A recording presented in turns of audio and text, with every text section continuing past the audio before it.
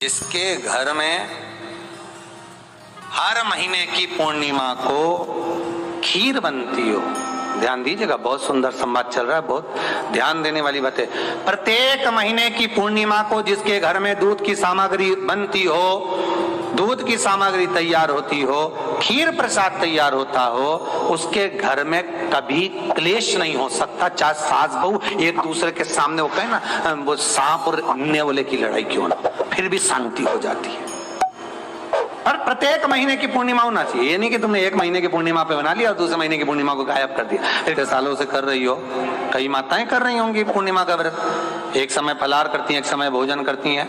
भोजन में खीर का होना जरूरी होता है पूर्णिमा के व्रत में, दूध की सामग्री होना जरूरी होती है पूर्णिमा के व्रत में।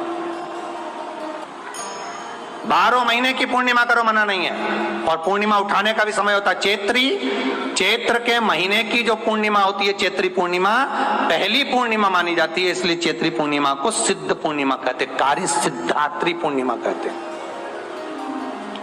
सिद्ध करने वाले। मनोरथी पूर्णिमा कहते हैं, मनोरथी पूर्णिमा। इसलिए पूर्णिमा का व्रत कहां से उठाया जाता है? चैत्र के महीने की पूर्णिमा से पूर्णिमा का व्रत उठाया जाता है कि मैं महीने की पूर्णिमा करूंगी, तो वो चैत्र पूर्णिमा से उसको उठा लिया जाता है। पर उसका एक नियम रहता है, आप फलाहार करें अपनी जगह पर है, पर एक समय भोजन कर रहे हैं वो अपनी जगह पर, भोजन के साथ में मीठे के साथ थोड़ा दूध की सामग्री होना जरूरी होती है। और क्यों करते हैं पूर्णिमा का व्रत, किस लिए किया जाता है, क्यों करा जाता है, उसका व्याख्यान वर्णन शिव महापुराण के अंतर्गत स्कंद पुराण में लिखा गया।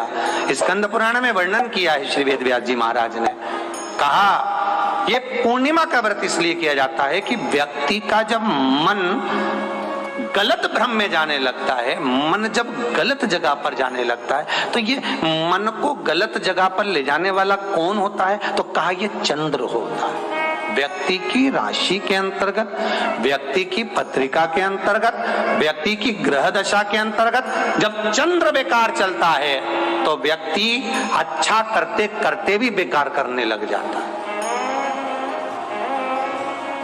चंद्र डोल रहा है। कई माताएं कहती हैं, गुरुजी हमारे बेटे को आशीर्वाद दीजिए, बहुत गलत संगत में जा रहा है, मतलब समझ जाना कि चंद्र गड़बड़ जा रहा है। बेटी अगर गलत मार्ग पर जा रही है, बेटी अगर गलत संगत में जा रही है, किसी अन्य व्यक्ति की ओर आकर्षित हो, चंद्र गड़बड़ हो रहा है, उसका चंद्र कहीं जा रहा है। कोई पुरुष, कोई लड़का कोई गलत मार्ग पर जा रहा है, चंद्र गड़बड़ हो रहा है।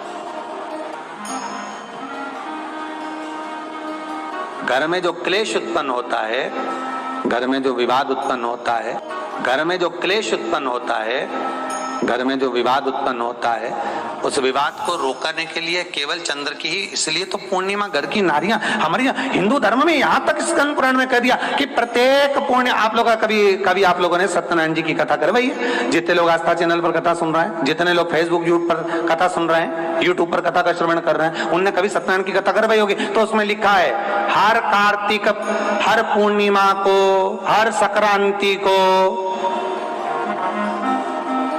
ब्राह्मण सत्यनारायण भगवान की कथा या राजा या वैश्य कथा को कराता था, या बढ़िया कथा कराता। सुनी कि नहीं सुनी बात? सत्यनारायण भगवान की कथा में लिखा है, स्कंद पुराण के अंतर्गत जो सत्यनारायण भगवान की कथा का स्मरण किया उसमें लिखा है,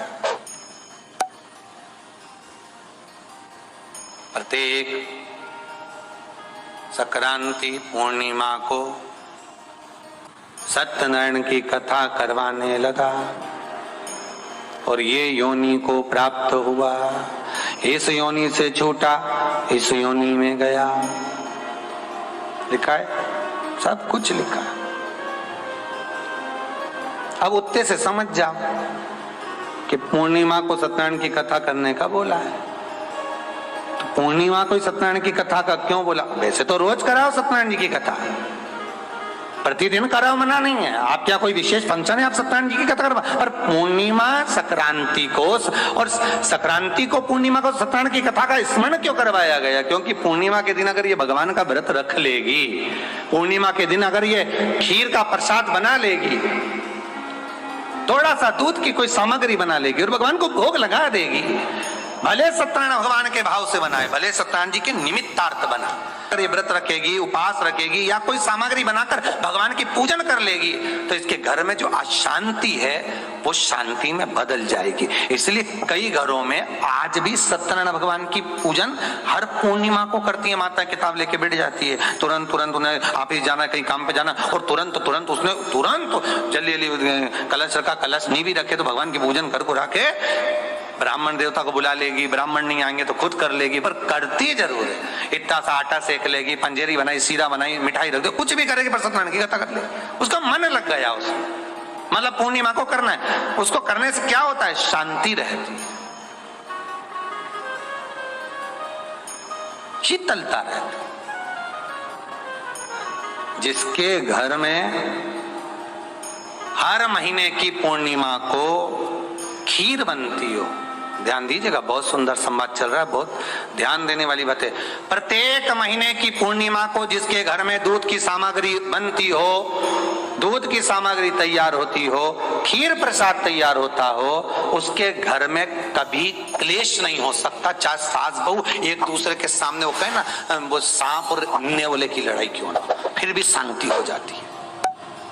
और प्रत्येक महीने की पूर्णिमा होना चाहिए। ये नहीं कि तुमने एक महीने की पूर्णिमा पे बना लिया और दूसरे महीने की पूर्णिमा को गायब कर दिया। फिर किसी ने कह दिया आज चूरमा तो बन रहा है, दाल बाटी तो बन रही है चूरमे के साथ में, लड्डू बन रहे हैं, तो काहे को खीर बना रही हो? तो तुमने अब वो खीर प्रसाद, भगवान थोड़ी ना कहेगा कि तू मेरे पास में आए तो मेरे चरण की रज लेकर जा। भगवान थोड़ी ना कहेगा कि मेरे पास में आकर तू ये लेकर जा। भगवान तो कहेगा मेरे पास में आया है, मांगना कुछ मत, बस मुझे जो स्नान कराया है मेरा चरणोदक लेकर जा, छीट दे पूरे घर में, संपदा भरना मेरा काम है। जहां मेरी चरण की रज पहुंच गई वहां संपदा स्वतः पहुंचती, मैं वहां पहुंच जाता हूं। तो चरणों तक ले जा, पर लोग ले जाते हैं, पूजन करते, कलश भी उंडेलते, जल भी चढ़ाते, पर आते समय खाली लेकर आ जाते। भगवान को इतना बुरा लगता, मेरे दरवाजे से खाली जाए मुझे कितना बुरा लगेगा।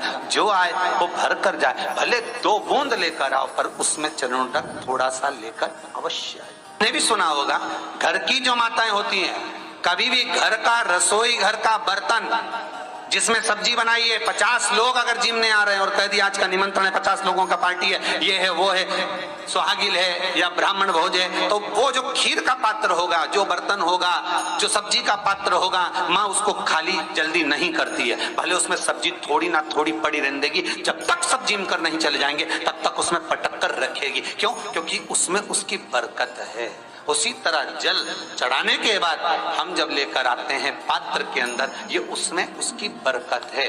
गर्ग संहिता में दूसरी चीज कही, उसको भी समझ लीजिए। गर्ग संहिता में कहा गया, जब आप घर से जल लेकर जाते हो भरकर, तो ये सृष्टि की जितनी नदियां हैं, पृथ्वी पर जितनी नदियां विद्यमान हैं, जितने तालाब, जितने सरोवर, जितने कुंड, जितने विराजमान हैं, उन सारे तीर्थों का जल जब आप घर से लेकर निकलते हो तो वो तीर्थ का संपूर्ण जल आपके कलश में आ जाता है। और जब आप उस जल को शिव पर समर्पित कर देती हो और 2 बूंद चरणादक लेकर जब जाती हो, तो शिव महापुराण गर्ग संहिता पद्म पुराण कहती है वो जल साधारण नहीं रहता, वो गंगा जल बनकर तुम्हारे घर को पवित्र करने के लिए